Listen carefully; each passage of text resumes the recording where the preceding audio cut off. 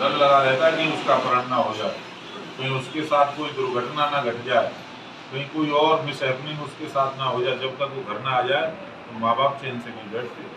गरीबों को पूछो, इनके ऊपर आज अन्याय अत्याचार होता है, थानों में सुनवाई नहीं होती, अधिकारी सुनने को तैयार नहीं है, शासन का इतना दबाव रहता है, इतना भेदभाव जनता के साथ करते हैं, उससे उठना चाहते हैं लोग। सर कल महापंचायत का प्रयास करता है। मुझे लगता है कि उन्हें हिंदुओं से कुछ चिढ़ होगी, इसलिए कह रहे होंगे। बाकी मुझे लगता है राकेश भी हिंदू हैं और सतपाल जी भी हिंदू हैं, तो उन्हें धर्म पूजा में उनका भरोसा नहीं होगा, ये हो सकता है। तरस आता है उनकी बुद्धि पर, ये सोच करके तो वो क्या किसी को सर्टिफिकेट खुद ही सोच लेके आए, खुद ही वो अपने आप में करे क्या। हिंदू तो हिंदू होता है, हमारी धार्मिक संस्कृति भारत में हमारी एक मान्यता है। हिंदू मंदिर जाता है, हिंदू हवन करता है, हिंदू पूजा करता है, हिंदू जगह सम्मान करता है। वो किसी अलग प्रकार के होंगे तो उन्हें क्लियर करना चाहिए। सरकार ने किया है, कोई कानून व्यवस्था नाम की चीज नहीं। और इस रामगढ़ विधानसभा की यदि बात करें तो यहाँ तो ऐसा लगता है जैसे आपातकाल लागू कर दिया है, लोगों को अपना मुंह खोलने में डर लगता है। नहीं तो होता क्या है, किसी की मोटरसाइकिल से मुर्गी भी मर जाए तो 10 लोगों को जेल भेजने का काम यहाँ की विधायक और यहाँ की सरकार करती है। ये हालत इस रामगढ़ क्षेत्र के हैं। तो हम लोग यहाँ गांव-गांव गए, सब लोगों से मिले और अपनी नीतियाँ जो है सरकार की, केंद्र सरकार की जितनी अच्छी अच्छी योजनाएं, योगी जी किस तरह से दुनिया के अंदर भारत को आगे ले जा रहे हैं, भारत का नाम रोशन कर रहे हैं, भारत आज विकास के रास्ते पर है, भारत का लोहा आज पूरी दुनिया मान रही है नरेंद्र मोदी जी के नेतृत्व में। आपने देखा, अभी आप बगल जाएंगे यहाँ से 20-25 किलोमीटर दूरी पर, तो किसी ने कल्पना की थी कितना बढ़िया हाईवे बन के तैयार हो जाएगा और इतने कम समय में। कोई एक काम तो बता दो, राजस्थान सरकार का जो किया हो, सड़कें उखड़ी पड़ी, पीने के पानी की व्यवस्था नहीं है। केंद्र सरकार घोषणा करती है जल जीवन मिशन योजना, और यहाँ जल जीवन मिशन योजना में भ्रष्टाचार करने का काम यहाँ की सरकार करती है।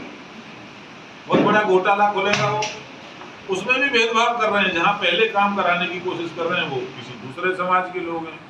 जिन समाज के लोग वोट नहीं देते कांग्रेस को और यहाँ के स्थानीय प्रत्याशी को, वहाँ काम भी नहीं कराया जा रहा है, उसका चयन नहीं किया जा रहा है, उसको पीछे धकेला जा रहा है।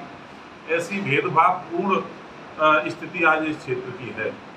तो मैं बस यही आप लोगों से बात करना चाहता था कि सरकार गरीबों की सरकार बनेगी भारतीय जनता पार्टी को, और मोदी जी ने करके दिखाया है। अनेक योजना, उज्ज्वला योजना, जनधन योजना, आयुष्मान योजना जैसी अनेक योजनाएं, किसान सम्मान निधि योजना, तो गरीबों के लिए काम करते। हर गरीब ये महसूस करता है कि प्रधानमंत्री, मेरा प्रधानमंत्री या ऐसे व्यक्ति की आवश्यकता राजस्थान के अंदर भी है।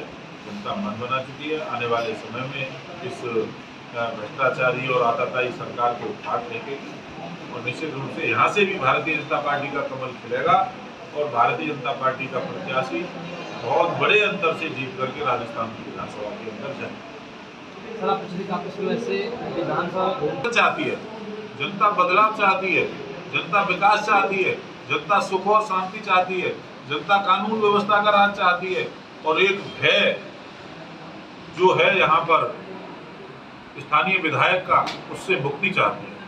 सर, जो विकास करा रहे, जितने 25 साल में जो 2 अन्य विधायक नहीं करा पाए, आप करो विकास नहीं है। बिल्कुल ठीक कह रहे हैं, विकास किया है पर अपना विकास किया है, जनता का विकास नहीं हुआ, क्षेत्र का विकास नहीं हुआ, भ्रष्टाचार का विकास हुआ है, अन्याय का विकास हुआ है, अत्याचार का विकास हुआ है, लोगों के साथ भेदभाव का विकास हुआ है, वर्ग विशेष के लोगों का विकास हुआ है, और अपनी बड़ी बड़ी अट्टालिकाएं बना ली होंगी राजस्थान के अंदर, दिल्ली के अंदर, गुड़गांव के अंदर जाके बड़ी बड़ी प्रॉपर्टियां खरीद ली होगी। यही किया होगा मुझे लगता है यहाँ के स्थानीय विधायक। अभी आप सरकार पर एक आरोप लगा रहे थे कि JJM यानी जल जीवन मिशन में इन्होंने एक समुदाय विशेष को पानी दिया है। मैंने कहा जिस तरह से स्थानीय विधायक को, जनप्रतिनिधि को समान रूप से काम करना चाहिए, समानता उसमें नहीं बरती गई, उसमें भेदभाव किया गया। जहाँ से कांग्रेस पार्टी को वोट ज़्यादा मिलते हैं उन गांवों में काम किया जा रहा है, उस काम में घोटाला किया जा रहा है। जहाँ पर हमारा समर्थक है या पिछले चुनाव में उनको वोट नहीं मिला था, वो बेचारे ठगे से महसूस कर रहे हैं, वो अपने घर बैठे हैं। जल जीवन मिशन की एक बूंद या कोई योजना उनके घर पहुँचने में मुझे नहीं लग रहा कोई इंटरेस्ट स्थानीय विधायक का है। रामगढ़ विधानसभा में आप पिछले 10 दिन से घूम रहे हैं और लगातार आप जनता के बीच में भी गए। पानी की बहुत ज़्यादा समस्या है, ईआरसीपी एक बड़ा मुद्दा है, इसके लिए यहाँ पर आंदोलन भी हुए हैं। क्या आपको लगता है कि केंद्र सरकार यहाँ पर ईआरसीपी जो योजना है उसको लागू करने में हमारे प्रधानमंत्री जी ने स्पष्ट रूप से कहा कि हम उसको लागू करेंगे और हर वो काम करेंगे जिससे जनता का हित हो, चाहे ईआरसीपी योजना हो, चाहे कोई अन्य योजना बनानी पड़े। लाल किले से कहा प्रधानमंत्री ने कि हर घर जल, हर घर नल, तो हर घर में ये रामपुरगढ़ क्षेत्र भी आता है, पहुंचाया जाएगा वहाँ जहाँ जहाँ पानी नहीं है। केंद्र सरकार ने आपको केंद्रीय विस्तारक योजना के तहत यहाँ पर ये जानने के लिए भेजा है कि किस प्रत्याशी का कितना वो काम है, वो आप यहाँ पर जब प्रत्याशियों को लेकर आप खुद क्षेत्र में जा रहे हैं तो क्या जनता आपके समक्ष इनकी क्या शिकायत है? हाँ, विजयी हो, भारतीय जनता पार्टी का कमल कैसे रामगढ़ में खिले और मथुरा जिले की विधानसभा सीट है मार्च, वहाँ से मैं एमएलए हूँ और भारतीय जनता पार्टी उत्तर प्रदेश का प्रवक्ता हूँ पिछले कई साल। हम लोग पार्टी के कार्यकर्ता के नाते पूरे राजस्थान के अंदर 200 विधायकों को प्रवास पर लगाया गया। 6 राज्यों से 200 विधायकों का चयन किया गया और राजस्थान की 200 विधानसभाओं पर एक विधायक की जिम्मेदारी दी गई। 19 तारीख से लेकर के आज 27 तारीख तक पूरे प्रवास का कार्यक्रम तय किया गया, डे टू डे। उसी कार्यक्रम के तहत यहाँ मेरा आना हुआ। आज लगभग 1 हफ्ते से अधिक समय यहाँ देने के बाद गाँव जाकर के कार्यकर्ताओं से मिलकर, आम जनता से मिलकर, संगठन की अनेक प्रकार की गतिविधियों में हिस्सा लेकर मेरा ऐसा अनुभव है कि राजस्थान की जनता ऊब गई है अशोक गहलोत जी की सरकार से। वो चाहती है कि जल्दी से जल्दी इस सरकार को बंगाल की खाड़ी में फेंक दिया जाए।